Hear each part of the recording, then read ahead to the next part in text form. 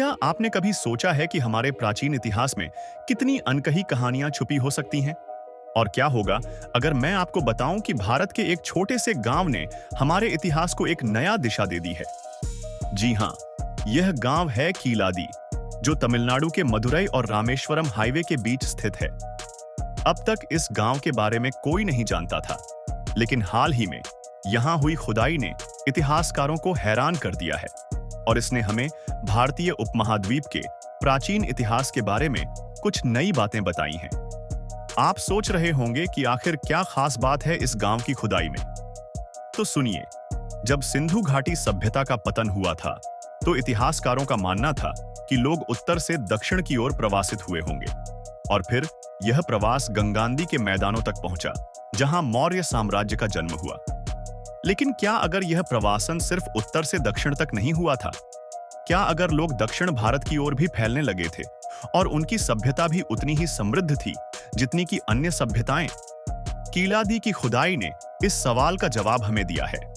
इस गांव में अब तक हजारों प्राचीन वस्तुएं मिली हैं, जिनसे यह साबित होता है कि यहां एक समृद्ध सभ्यता का अस्तित्व था, जो मौर्य साम्राज्य के जन्म से पहले 580 ईसा पूर्व से मौजूद थी।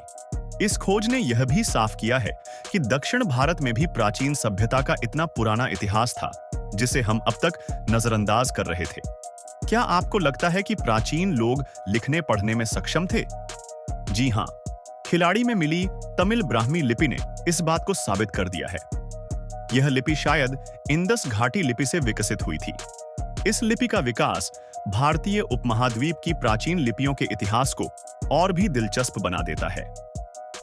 आप सोचिए, सिंधु घाटी सभ्यता और तमिल सभ्यता के बीच कितना बड़ा ऐतिहासिक संबंध हो सकता है।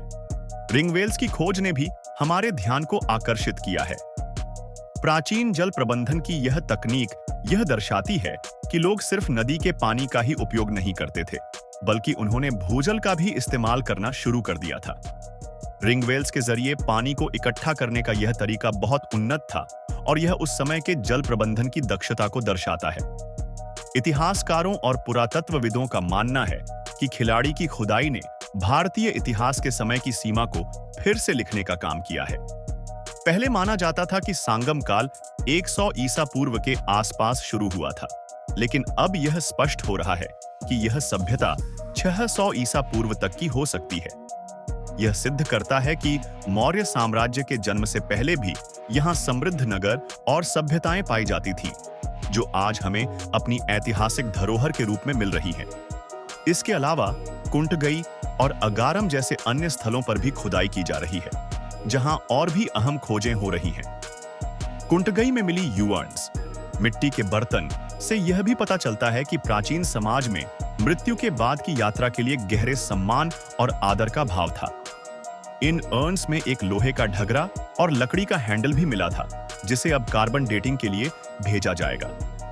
इसके साथ ही मदुरई काकामराज विश्वविद्यालय में एक नई डीएनए विश्लेषण प्रयोगशाला स्थापित की जा रही है, ताकि हम इन अवशेषों और खोजों से ज्यादा जानकारी प्राप्त कर सकें।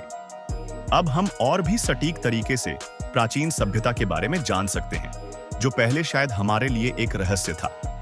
इन सब खोजों ने कीलादी को एक महत्वपूर्ण ऐतिहासिक स्थल बना दिया है।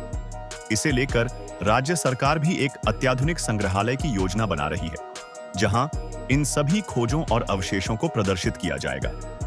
इस संग्रहालय में आपको मिलेंगे प्राचीन बर्तन, वस्तुएं और कुछ ऐतिहासिक संरचनाएं, जो इस प्राचीन सभ्यता के बारे में और अधिक जानकारी देती हैं। तो दोस्तों, यह थी हमारी आज की कहानी कीलादी और उसकी ऐतिहासिक महत्वता के बारे में। उम्मीद है कि आपको यह जानकारी पसंद आई होगी। यदि आपके मन में कोई सवाल या सुझाव हो, तो कृपया नीचे कमेंट करके बताएं। इतिहास हमेशा हमें कुछ नया सिखाता है और हम इसे आपके साथ साझा करने के लिए हमेशा तैयार हैं। धन्यवाद।